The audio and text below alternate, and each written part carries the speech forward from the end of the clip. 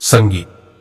अगर आपको अपनी जिंदगी में कोई दुख हो या कोई परेशानी हो या आप किसी ऐसे रास्ते में फंस गए हैं जिसके दो मार्ग है और आपको समझ नहीं आ रहा है आपको कौन सा रास्ता चुनना चाहिए, तो आज का यह वीडियो आप लोगों के लिए खास होने वाला है और आप बहुत शांत महसूस करेंगे।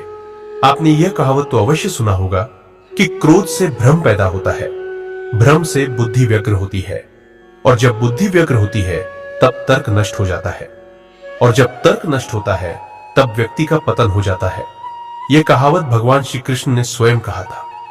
श्री कृष्ण कहते हैं, क्रोध एक ऐसा जहर है जो व्यक्ति को मारता तो नहीं लेकिन उसको अपने जैसा विसला बना देता है। अब आप सोचेंगे, भला क्रोध किसी व्यक्ति को विसला कैसे बना सकता है? वह इसलिए क्योंकि अक्सर जब इंसान गुस्से में होता है तो अपना आप खो बैठता है, सामने वाले को ऐसे शब्द बोल जाता है जो किसी जहर से कम नहीं लगते। आप में से ऐसे बहुत से लोग होंगे जिसे क्रोध की वजह से बहुत सी परेशानियों का सामना करना पड़ा होगा, क्योंकि क्रोध के आवेश में आकर अक्सर इंसान अपने पराये का लिहाजा भूल जाता है, जिसके चलते वह अपने सबसे करीबी रिश्ते गंवा बैठता है। अब सवाल यह है कि क्रोध की इस अग्नि को ठंडा कैसे किया जाए। हम आपको एक कहानी के माध्यम से समझाते हैं। प्राचीन समय की बात है, एक छोटे से गांव में एक बुद्धिमान गुरु रहते। उनके कई शिष्य थे जो उनसे ज्ञान और जीवन के महत्वपूर्ण सबक सीखने आते थे। एक दिन एक शिष्य बहुत गुस्से में गुरु के पास आया और बोला, गुरुजी, मैं आपसे बहुत गुस्से में हूं। मेरे मित्र ने मुझसे बहुत बुरी बातें कही और मैं अब उसके साथ संबंध तोड़ने जा रहा हूं। गुरुजी ने शांतिपूर्वक मुस्कुराते हुए कहा, शांत हो जाओ और मेरे साथ आओ। वह शिष्य को एक शांत नदी के किनारे ले गए।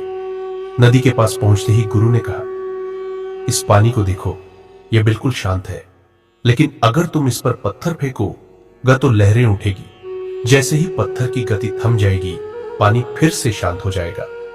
शिष्य ने नदी में पत्थर फेंका और देखा कि पानी में लहरें उठी और फिर धीरे धीरे शांत हो गई। गुरु ने कहा, तुम्हारे गुस्से का भी यही हाल है। जब कोई तुमसे बुरा कहता है या तुम्हारे साथ गलत करता है तो वह एक पत्थर की तरह होता है जो तुम्हारे मन के शांत पानी को बाधित करता है।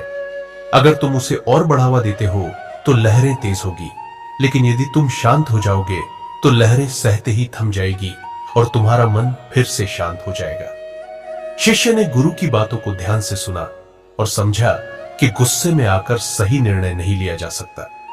उन्होंने महसूस किया कि जब भी गुस्सा आता है उस समय शांत रहकर सोचना चाहिए ताकि मन स्थिर हो सके और सही निर्णय लिया जा सके। गुरु ने अंत में कहा, हर बार जब गुस्सा आए तो कुछ समय मौन रहो।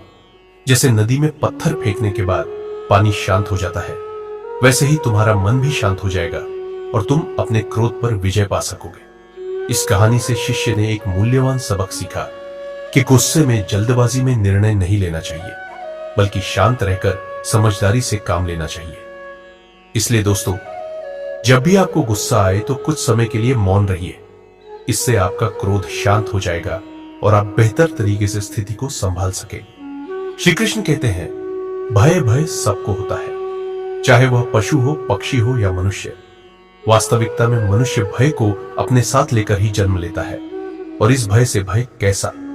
यदि भय बुरा भाव होता तो क्या इसे हम अपने साथ लेकर जन्म लेते? वास्तविकता में भय हमें आगे बढ़ने के लिए प्रेरित करता है। अब देखिए, जीवन जीने का भय आपसे स्वयं की सुरक्षा करवाने का प्रयास करता है। अपमान का भय सदाचार की ओर बढ़ाता है। किसी प्रिय को खो देने का भय उसके लिए कर्तव्य पालन करने के लिए प्रेरित करता है। किंतु यह भय बुरा तब हो जाता है जब आप इसे अपने ऊपर हावी होने देते हैं, इसके लिए कुछ प्रयास नहीं कर पाते। इसलिए यदि इस भय को उपयोग में लाना है, आपको स्वयं इस भय के ऊपर हावी हो जाना पड़ेगा, तो तोड़ दीजिए। भय की सीमाएं अपने आत्मा को छोड़ के किसी और के समक्ष सर मत झुकाए और स्मरण रखिए, जब अंधकार से डरना छोड़ दोगे तभी दीपक बनकर प्रकाश दे पाओगे।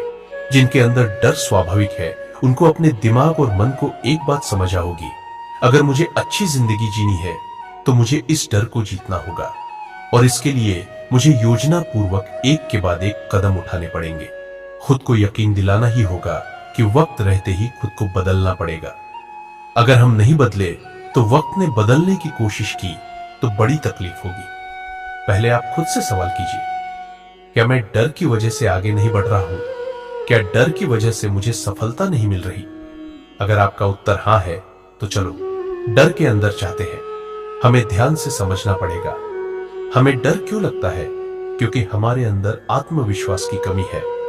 फिर सवाल आता है, हमारे अंदर आत्मविश्वास क्यों कम है? क्यों जिस क्षेत्र में हम सफलता हासिल करना चाहते हैं उस क्षेत्र के बारे में हमारा ज्ञान अधूरा है। इसके लिए जिस क्षेत्र में सफलता हासिल करनी है उस क्षेत्र के प्रति जितना हो सके उतना अभ्यास करना है और ज्ञान हासिल करना है, जिससे हमारे भीतर आत्मविश्वास आए और जिससे कुछ हद तक हमारा डर कम हो जाएगा। श्री कृष्ण कहते हैं, हालात को देखने का नजरिया तय करता है कि हमारा भविष्य कैसा होगा। जो लोग नकारात्मक सोचते हैं उनके जीवन में कई तरह की परेशानियां बढ़ने लगती है। जिस तरह हम लोगों की सोच एक जैसी नहीं हो सकती, उसी तरह चीजों को देखने और उन्हें समझने का हमारा नजरिया भी एक जैसा नहीं हो सकता। कोई इंसान ऐसा होता है जो हमेशा अच्छी चीजें सोचता है, तो कोई ऐसा होता है जिसके दिमाग में हमेशा बुरे विचार ही आते हैं। उसी तरह कोई व्यक्ति ऐसा होता है जिसमें कुछ ना कुछ अच्छाई जरूर होता है, लेकिन कोई ऐसा भी होता है जो हर चीज में कमियां ही